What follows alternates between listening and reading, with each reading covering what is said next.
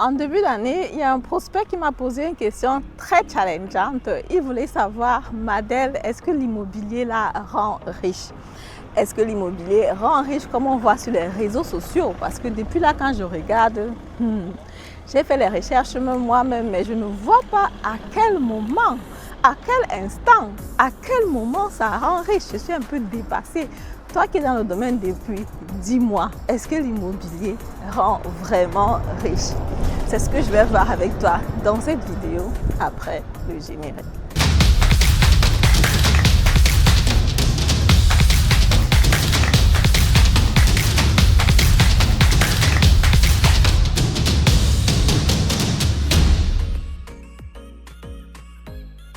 Alors, salut à toi, si tu ne me connais pas encore, mon nom c'est Madel Nintedem, je suis investisseur immobilier, entrepreneur dans le domaine de l'immobilier, auteur du livre Devenez millionnaire avec l'immobilier.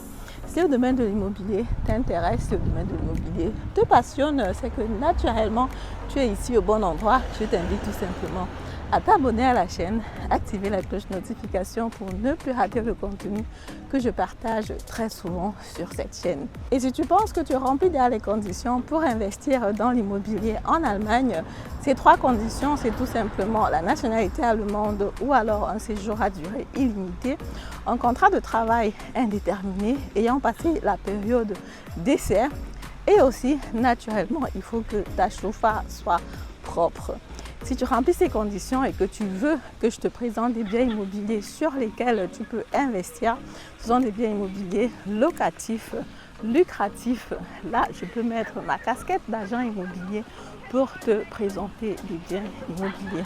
Si tu es à la recherche d'un financement sur le bien immobilier et tu te dis, je ne sais pas quelle banque choisir, je ne sais pas comment faire, qu'est-ce que je fais pour les vidéos, dans ce cas, je vais comme ça t'accompagner sur ton financement immobilier. Donc c'est à toi de choisir. Dis-moi, les informations sont en barre de description. Alors revenons donc sur la thématique du jour. Est-ce que l'immobilier rend riche? En termes d'investissement immobilier, tu as deux stratégies qui s'affrontent. Tu as la stratégie patrimoine et tu as la stratégie cash flow. Donc tu as la stratégie où tu peux avoir de l'argent rapidement et tu as la stratégie patrimoine qui va être assez, on va dire, un peu conservative, un peu passive. Alors commençons donc par la stratégie patrimoine. Donc ça veut dire que tu investis sur un bien immobilier parce que voilà, tu es en train de travailler, tu as un investissement immobilier que tu fais en parallèle. C'est ce que j'ai fait beaucoup plus. Tu prends des biens immobiliers que tu vas mettre en location ou alors qui sont déjà en location et qui vont prendre de la valeur sur le temps. Donc du coup, toi en tant qu'investisseur, tout ce que tu fais, c'est que tu mets ta crédibilité en jeu auprès des banques. Naturellement, c'est toi qui es responsable du bien au cas où si quelque chose arrive. Mais là, tu as le bien immobilier juste pour la stratégie patrimoine. Sur le temps, le bien prend en valeur. Sur le temps, tu peux changer de locataire et optimiser ton loyer, avoir un cash flow positif. Sur le temps, tu vas faire des avantages fiscaux. Quand tu vas déclarer tes impôts sur les biens locatifs, tu as des avantages. Donc du coup, ça c'est la stratégie patrimoine qui va être un peu lente. Naturellement, quand tu es sur cette stratégie, tu ne vois pas l'argent entrer, quoi. C'est normal que je te pose la question de savoir est-ce que l'immobilier, ça rend vraiment riche?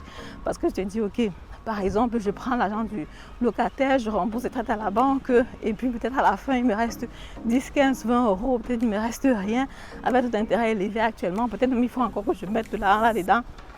La richesse là, ça sort alors d'où? Comment est-ce que je fais pour devenir rentier immobilier sur le temps?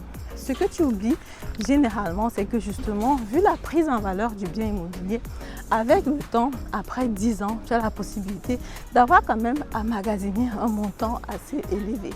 D'autant plus que le remboursement que tu fais sur ton crédit immobilier, c'est ton argent en fait, c'est ton épargne, c'est l'argent que tu gardes, c'est l'argent qui te revient quand tu vends le bien immobilier.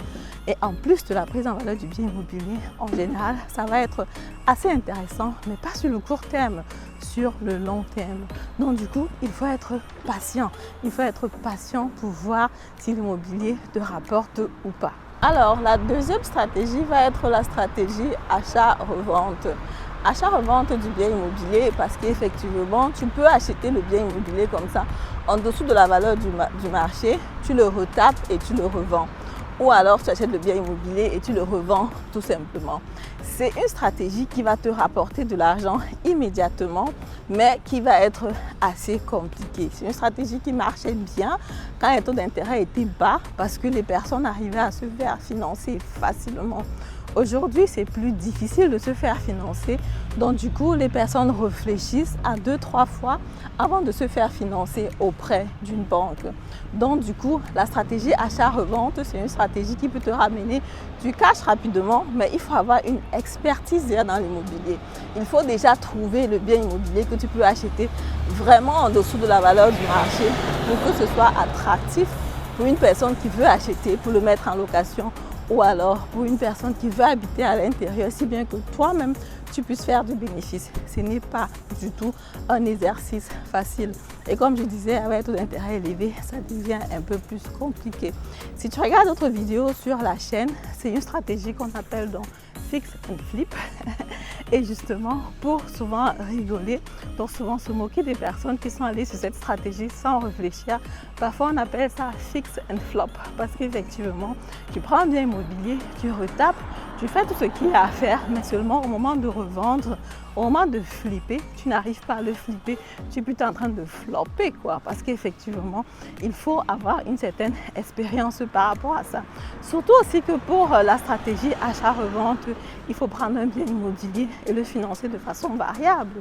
Vu qu'en général, le bien immobilier se finance sur une longue période fixe, si tu sais que tu vas le revendre, naturellement, c'est bien donc de le financer sur une courte période.